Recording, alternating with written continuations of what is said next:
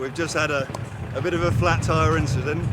The good news is we have 2 spare and some very clever people that can rectify the situation we're currently in, which is stuck in the middle of a desert, in the middle of nowhere.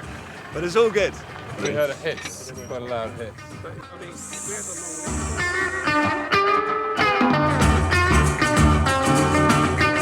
How many paramotor pilots does it take to change a tyre? It all depends, okay? If it's below 50s, probably 2 or 3, but above 50s, it's being a challenge.